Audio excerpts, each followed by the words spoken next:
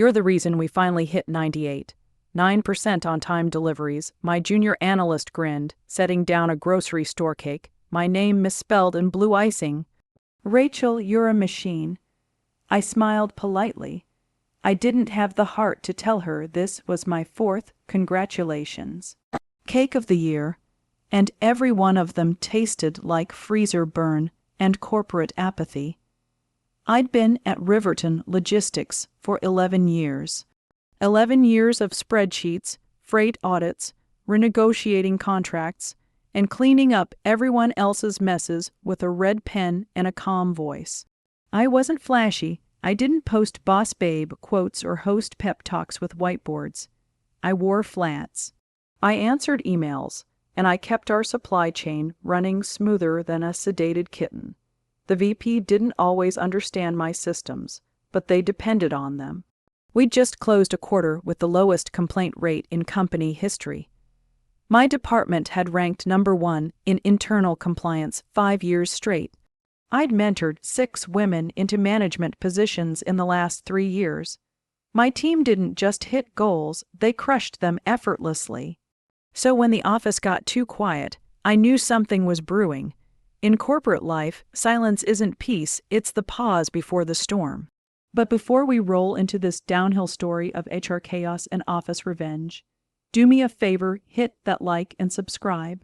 It keeps our little corner of corporate justice alive. Anyway, back to Rachel.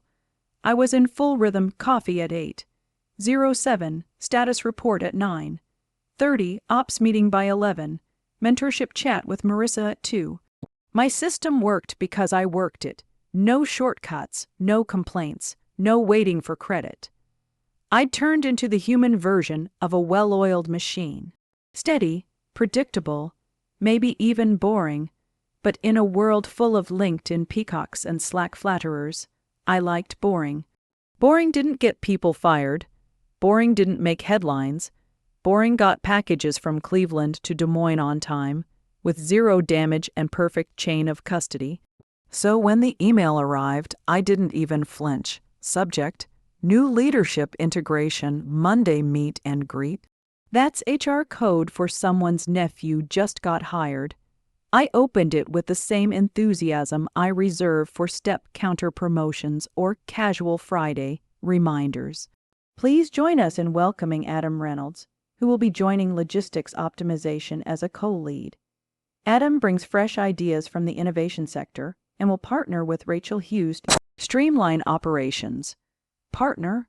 They were making him my equal. A man I'd never met, with 0 logistics experience, dropped right into a system I'd spent over a decade building. The same system that had just won us an industry award. I sipped my coffee and opened his LinkedIn. It was the usual cocktail of nonsense: thought leader, disruptive mindset, passionate about operational synergy. No real companies listed, just vague consulting gigs and a 2-year gap labeled founder sabbatical. His profile picture had him in a black turtleneck, staring into space like he'd personally invented shipping containers. I typed one word in my reply, noted, and hit send. I wasn't angry, not yet, just mildly entertained. This wasn't new. Every few years, someone's son, nephew, or tennis buddy parachuted into a management role, armed with buzzwords and a bad haircut. Most burned out within 6 months. But Adam was different, not just underqualified, not just arrogant. Dangerous, and what he set off wouldn't just be petty office drama. It would unravel the entire place. It started with him smiling in HR and ended with legal whispering, "Get the CEO, now." But we're not there yet. Right now, Rachel still runs the show, calm, professional, and naive enough to think the system protects people who play by the rules. Spoiler, it doesn't. The first time Adam walked into the logistics war room, he was 15 minutes late, chewing on a protein bar like he was performing. No apology. Just dropped into the ergonomic chair I'd personally ordered and said, "Don't worry, guys, the fun's here now." No one laughed. Not even Trina, who once giggled when a courier dropped a box of mugs on his own foot. That silence should have told him something. But Adam wasn't the type to notice silence. He just filled it with more noise. "This place is running on legacy fumes," he announced during his first team huddle, scheduling it right over our client audit review. "We need to blow up the process. Think like a startup. What if deliveries weren't the product, they were the experience?" I stared at him. "Our clients are hospitals, Adam. They want PPE shipments on time, not serenades." He blinked.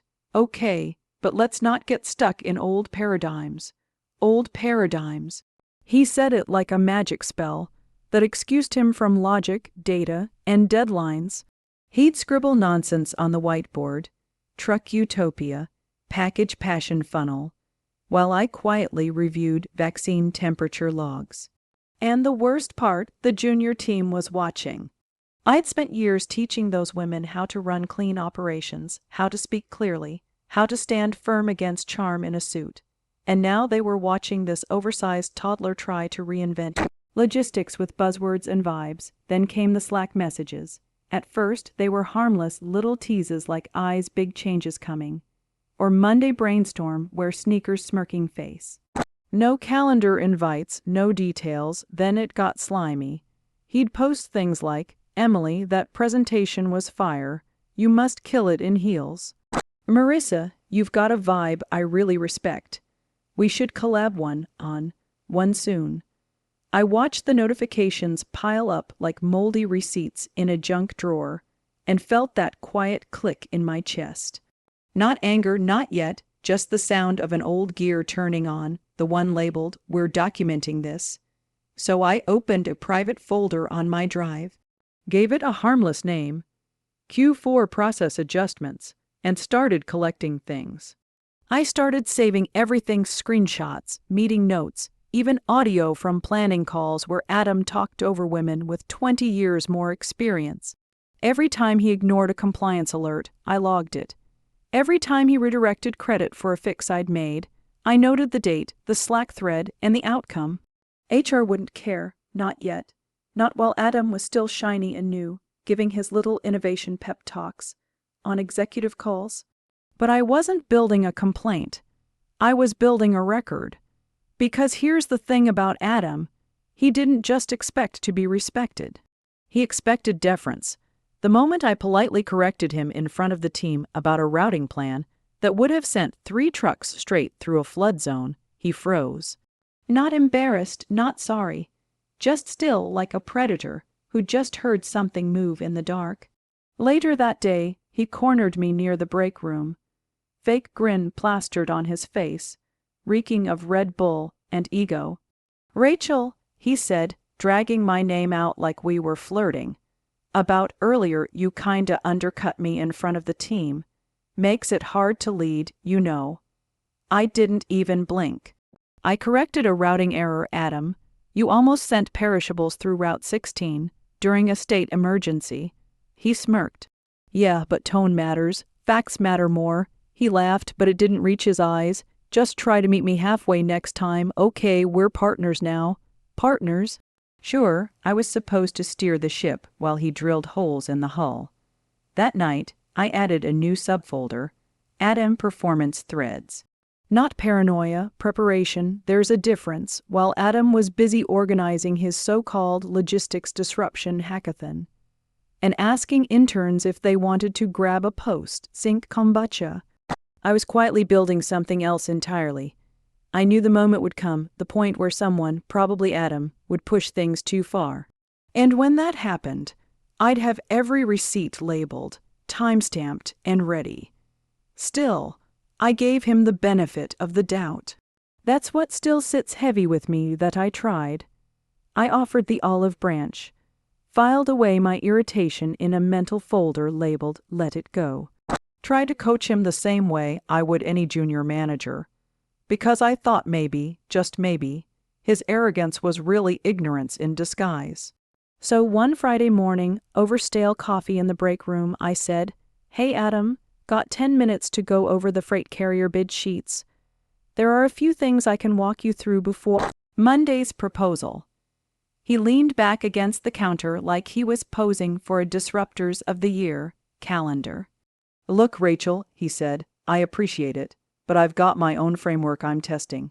I'm taking us in a different direction. I didn't even blink." Different from the carrier saving us $190K a year. He sipped his protein shake and smiled.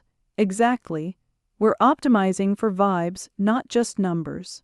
I walked out before I said what I wanted to, something about how vibes don't deliver stents to cardiac units.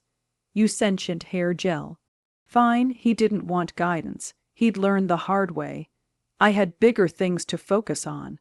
Until HR scheduled a team wellness pulse check. That's when I knew it always starts soft. Culture refresh, engagement pulse, feedback circle, translation. Someone upstairs wants dirt. And if they don't have any, they'll dig until they find something or plant it. The invite came from Helena in HR. Subject: drop-in check-ins, no action needed, which in corporate language means start sweating. One by one, my team was called in, 20 minutes each, no notes, no transcripts, just casual chats. By the third session, Reina found me in the stairwell, the only place that still felt private. They asked me if you ever raise your voice. She whispered. I blinked. Have you ever seen me raise my voice? She shook her head, eyes down. They didn't care about my answer. 2 days later, I passed Adam's office and saw him grinning at Helena. She laughed at something he said and touched his shoulder. That was the moment the coil in my chest twisted tight. Later that week, Marissa, my sharpest analyst, lingered after our one-on-one. They're looking for a reason, she said quietly. I didn't ask who they were. I already knew. Adam had decided that my refusal to applaud his incompetence was a threat. And in a company like ours, perceived threat was more actionable than actual behavior. If someone feels undermined, that's enough to trigger a culture review. So I did what any woman who survived the corporate trenches for over a decade would do. I pulled back. No more slack corrections. No more saving him in meetings when he mixed up acronyms or confused cost centers with invoice codes. I let him stumble, let the team see it. I spoke only when spoken to, gave him no ammunition, but no protection either. When clients asked for me, I rerouted them his way. When his proposals flopped, I didn't stay late fixing them. When he skipped another compliance seminar, I didn't remind him. I became invisible, professional, polite, but untouchable. And still the tension kept climbing. Then Helena sent a follow-up email. Subject: appreciate your leadership. Let's sync next week. There isn't a subject line in corporate language I trust less than that. So, I did what I always do when the air starts to shift. I archived everything, every Slack thread, every meeting where I was cut off, every email that painted me as intimidating or abrasive for speaking in bullet points instead of emojis, every subtle jab that could be twisted into a pattern.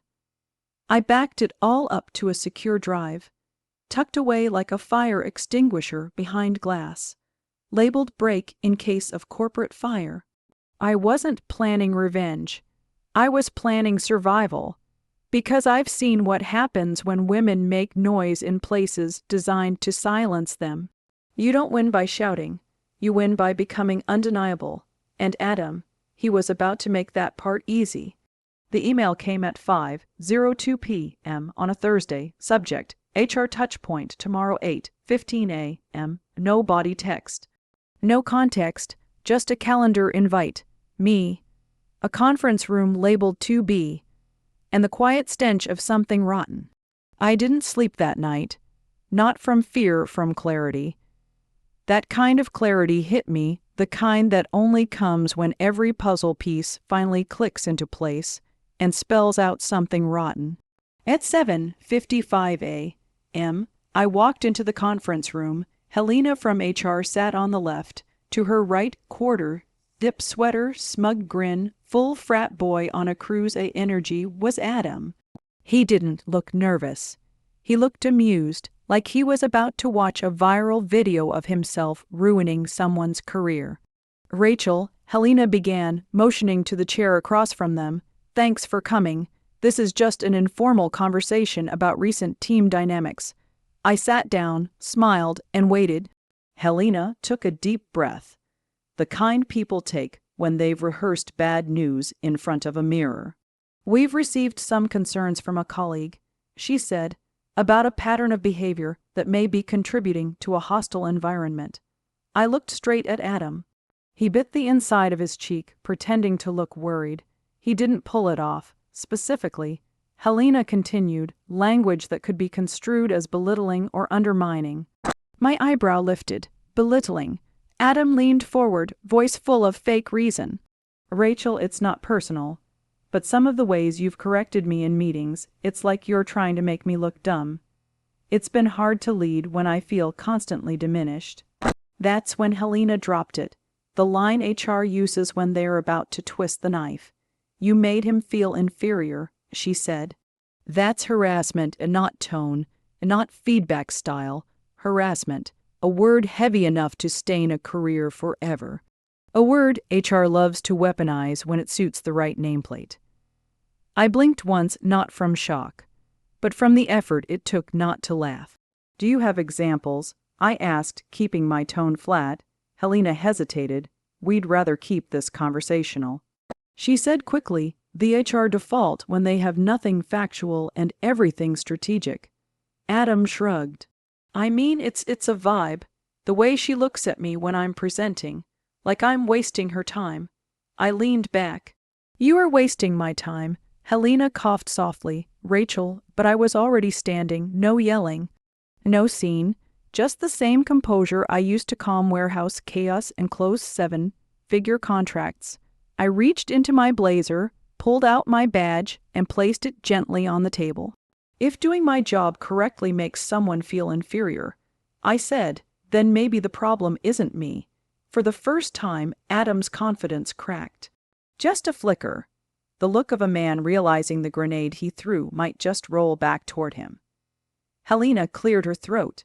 "We're not asking for a resignation, Rachel. This is simply a—" I raised my hand. "I'm not resigning," I said.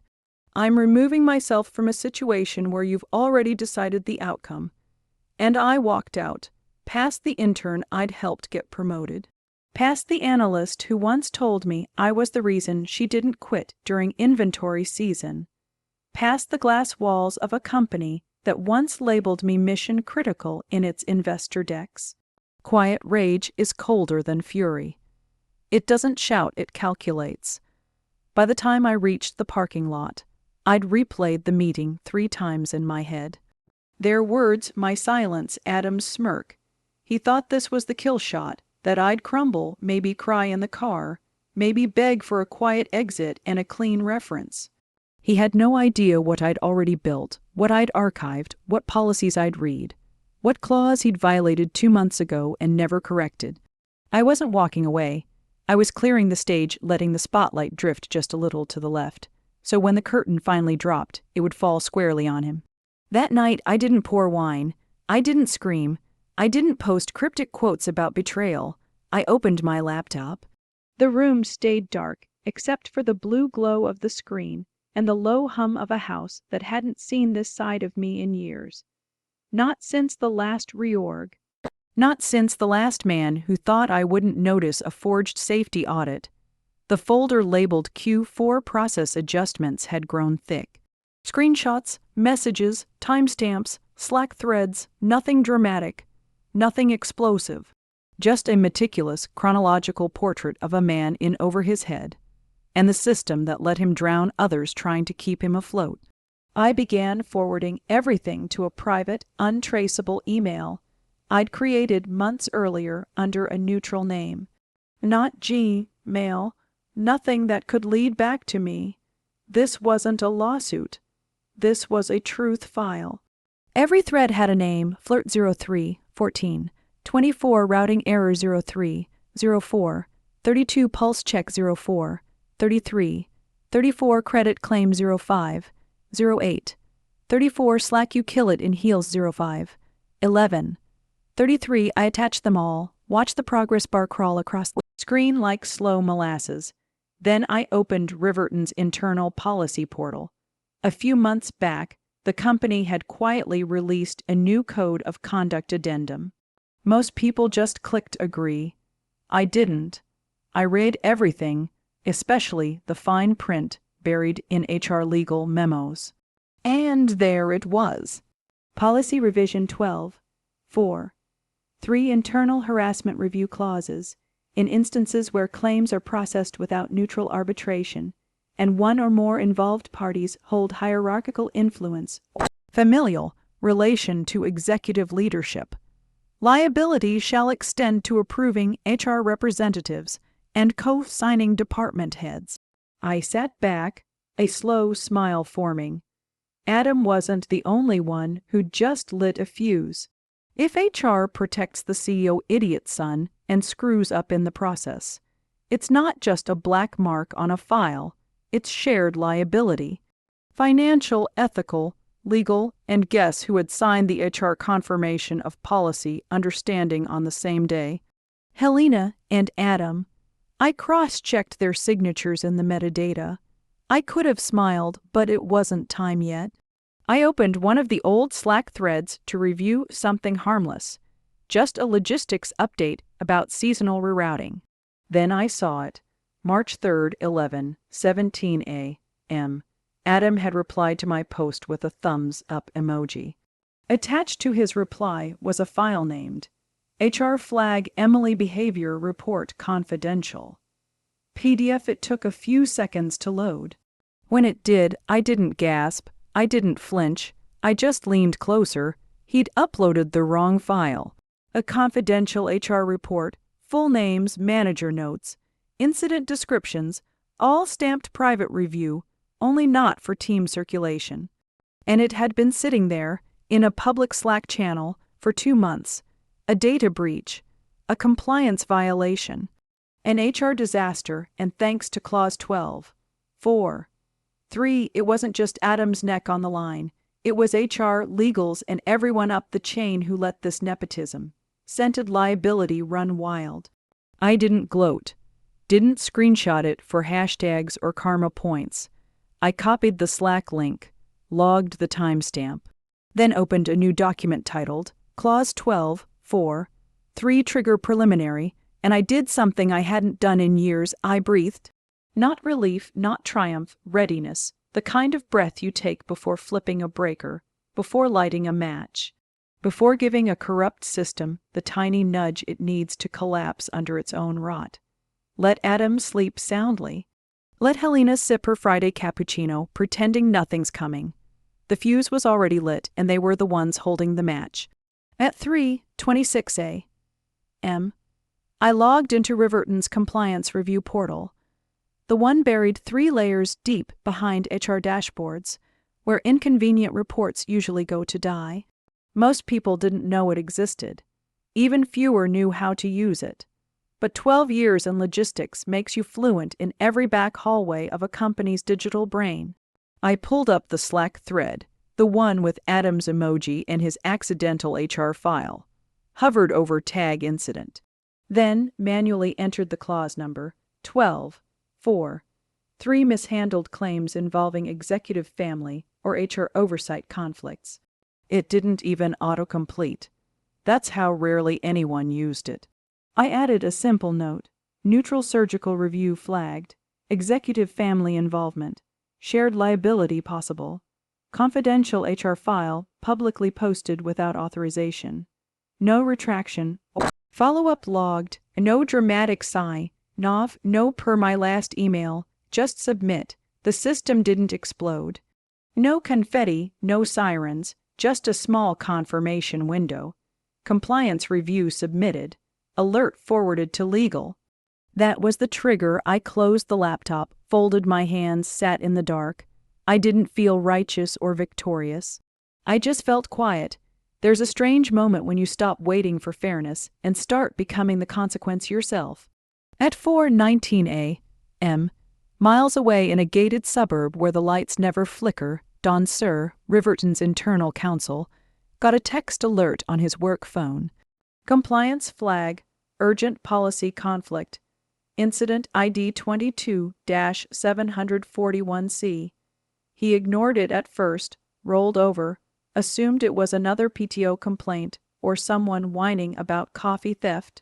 Then came the second ping, priority level, red, clause 12, 4. 3 flags didn't just go to legal, they escalated to odd, readiness. That meant quarterly disclosures, that meant regulatory risk, that meant real money. Don groaned, got out of bed, threw on a hoodie, and opened his secure laptop on the kitchen counter. The screen flickered on to a single line summary. Allegation of HR mishandling involving executive family member. Documented privacy breach. Prior claim closed without arbitration. He swore under his breath, pulled the case file. My name appeared first, then Adam's, then Helena's, then the attached file, and according to the metadata logs I'd later read, Don stopped scrolling. Didn't call HR, didn't email Adam. He read the Slack transcript, checked the policy clause, and froze.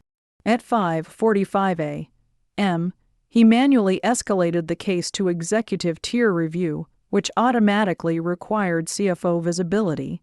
It was still dark, HR was asleep, Adam was drooling into his pillow dreaming about synergy. Helena's Outlook wouldn't start pinging for another 2 hours. But deep in Riverton's servers, the wheels had already started turning. Clause 13, 2, 5 had been activated. And unlike most policies written to protect people like them, this one had teeth. It didn't depend on politics. It depended on signatures, and sitting at the bottom of that policy, in black and white, were 3 names: Adam Reynolds, Helena Moore, and Don Sir, the company's own director of compliance. No one made a call, no one sent an email, and I didn't go back to sleep. I just sat there in the stillness. Not angry, not hopeful, just ready. Let them read it, let them feel it, because the fuse was already burning, slow, invisible. And by the time they smelled smoke, it would be too late to figure out where it started. I wasn't the fire. I was the match they'd dropped on themselves. The meeting room was beige, of course it was. Beige walls, beige carpet, beige conference table, polished to a nervous shine. The kind of room where people made decisions wrapped in plausible deniability and soft lighting. No windows, just recycled air and recycled excuses. Don Sir, corporate counsel, veteran insomniac, and now the unwilling keeper of the most stressful 47-page PDF in Riverton's history, sat at the head of the table. He flipped through the printed report like it was a bomb manual. To his left, Linda from compliance, tapping her pen in a rhythm that sounded like corporate Morse code. To his right, Lisa from risk, already whispering numbers, liability ranges, PR exposure, potential class action scenarios. The binder lay open in front of them, printed at dawn, a graveyard of paper and post-it notes in angry colors. Yellow for policy violations. Orange for breach concerns. Red for Adam, stapled neatly at the back. The Slack thread, arranged chronologically. Every emoji, every file name, every timestamp. Evidence of how a man with no qualifications, a woman protecting him, and a company looking the other way managed to build their own pyre out of arrogance and negligence. And all I'd done was strike the match. She's impossible to work with, total ice queen. If she doesn't want feedback, maybe she should try smiling. Emily's got real potential, I mean. You've seen her presentations, right? Fire. Then came the rest, the heels comment, the confidential HR file attachment, and that smug little emoji reaction Adam posted under my compliance memo. A GIF of Leonardo DiCaprio raising a champagne glass. Don didn't speak for 3 full minutes. He just kept reading. When he finally reached the page I'd flagged, he stopped. Policy Clause 13. 5.4. In the event a harassment claim is adjudicated by individuals with personal or hierarchical conflict, familial or supervisory, and due process is bypassed or compromised, Liability transfers. The signatory HR representative and the executive figure tied to the accused. There it was, black and white, reviewed by outside counsel, approved by the board. And underneath that clause sat Adam's signature, dated and digitally verified, the corporate equivalent of a fingerprint on a murder weapon. No gray area, no plausible deniability. Helena's name followed next, time-stamped, checked. I have read and understood this clause. 6 weeks before she tried to bury me. Don closed the binder and exhaled slowly. His eyes weren't just tired. They were the eyes of a man who realized he'd just stepped into a minefield with no clean way out. He turned to Linda, the compliance officer who'd closed the harassment case. "Pull up the file," he said. Linda scrolled, her expression flattening as she read aloud. "No third. Party review. No arbitration. Case note, issue discussed. Employee chose to exit voluntarily. Employee meaning me, not harasser, not complainant. Just employee."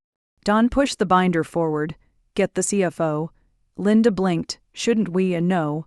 His voice was sharp now. "Get the CFO." A beat passed, then no, "Get the CO now." Lisa from Risk hesitated. "You think it's that serious?" Don stared at her like she'd just asked if gravity still worked indoors. "It's signed," he said flatly. "It's documented, and it's activating." That word hung in the air, activating. Because this clause wasn't a suggestion, it wasn't symbolic, it was live. A circuit coming online, ready to drag down the exact people who had built their careers believing nothing could ever touch them. Don leaned back, opened his phone. Lisa asked quietly, "Should we prepare a statement?" "No," he said. "We prepare a timeline.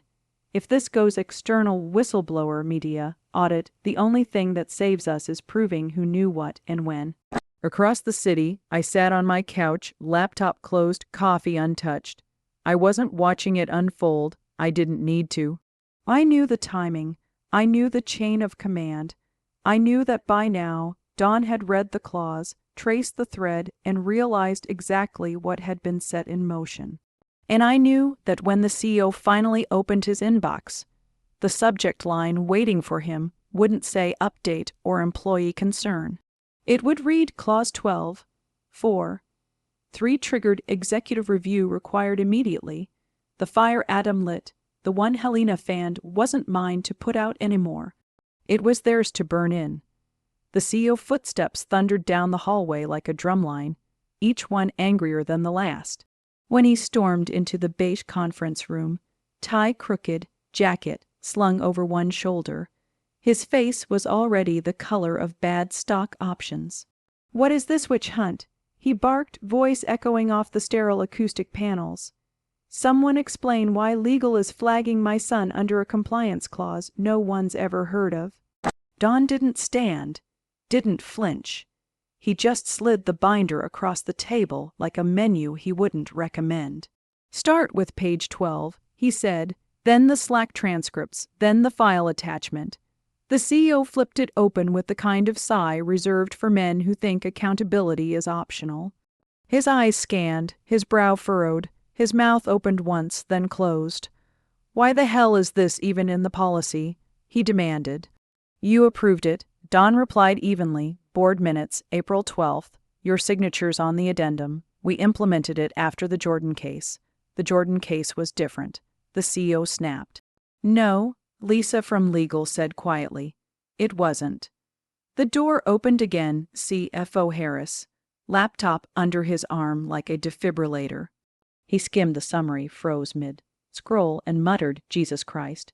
You know what happens if this hits the auditors?" he asked.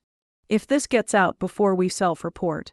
The CEO shook his head, waving the binder like denial could erase ink. "It's a misunderstanding. Rachel's always been dramatic. Adam didn't mean anything by it. Intent is irrelevant." Don cut in. "The policy doesn't care what he meant. It cares what he signed, what HR covered, what was ignored." Right on cue, Helena burst in, clutching her phone like a crucifix. "I just got the escalation you flagged Adam over a Slack joke." Don didn't answer. He just pointed at the binder. Helena flipped through the pages, a fast defensive. This is ridiculous. She's been bitter since the reorg. We didn't even know she saved that chat. That's when I stepped in. Every head turned. I hadn't spoken to any of them since that morning in HR. No follow-ups, no leaks. But now I walked through that doorway like it was an execution chamber. Only I wasn't the one tied to the chair. Rachel, Helena stammered, you didn't tell us you were saving everything. I looked her straight in the eye. You knew, I said. You just didn't care. No drama, no raised voice, just facts dropped like bricks. Don clicked his pen. She didn't leak anything, he said. She didn't go to the board, didn't run to outside counsel. She used our system. She followed our policy. She gamed the system. The CEO muttered. No, Harris said deadpan. She understood it better than any of us. They didn't know what to do with that. Because I wasn't crying, I wasn't demanding justice. I wasn't begging for my job back. I was just standing there while their own system, the one they built to protect themselves, turned and pointed the barrel at them. Harris closed his laptop slowly. There are 6 reportable violations here, he said. 3 of them financial. If even one reaches quarterly review without documentation, it's a governance breach, automatic external audit, possibly SEC disclosure. The CEO rubbed his temples. She's blowing this out of proportion. She didn't blow anything. Don replied. You let your son operate without oversight. HR mishandled a flagged claim involving direct familial conflict. You buried due process under nepotism and plausible deniability. Helena tried one last time. Rachel, come on. You could have come to me. I did. I said, for 12 years, silence. And for the first time, I saw it, a flicker behind the CEO eyes. Not guilt, not even shame, fear. Because this wasn't about me anymore. This was about what I represented. A woman who followed the rules better than the people who wrote them. And those rules were finally eating them alive. My resignation letter was 1 page. No pleasantries. No bullet points. No fake gratitude. Just my name, my dates, and 1 line. I do not seek settlement, silence, or compensation. I seek acknowledgement. Let the record reflect who knew and who chose to do nothing. I handed it to Don personally. He read it once, tightened his lips at the line about silence, and nodded. He didn't ask me to reconsider. He didn't offer sympathy. He just said thank you, and meant it. By noon, the board had been notified. By 2, the CEO had canceled every meeting. By 4:45, Helena was placed on leave pending review, corporate for severance and NDA. Adam didn't show up at all. His badge was deactivated before lunch. I heard he spent the afternoon texting Don and HR from his personal phone, desperate to find out who sabotaged him. The irony that he'd done it to himself was apparently still lost on him. By the next day, his name was scrubbed from every project board. His company profile quietly changed to pending update. Even his pet initiative, Blast Off 2023, was gone from the quarterly deck. 3 days later, I got a message from one of my former mentees. Check LinkedIn. The post was short, polished, and dripping with legal caution. Effective immediately, Riverton Logistics will undergo a comprehensive review of internal reporting practices. This follows an internal flag prompted by an anonymous whistleblower, whose commitment to integrity has inspired company-wide changes. We are grateful for the courage it takes to speak truth within systems not built to hear it. No names, of course. They never say the name, but anyone paying attention knew. That wasn't an apology. That was a surrender. For the first time in weeks, I smiled. Not a grin, not victory.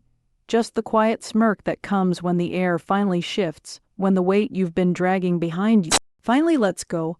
I didn't pack a box, didn't do a farewell lunch, didn't wave goodbye. I just walked out, past the same front desk where I used to buzz Adam in because he'd forgotten his badge. Again, past the HR posters that screamed respect, inclusion, accountability, in fonts big enough to drown out the truth, past the faces that would never say what they knew, but had seen it all. I walked out into the cold afternoon with nothing in my hands and everything I needed.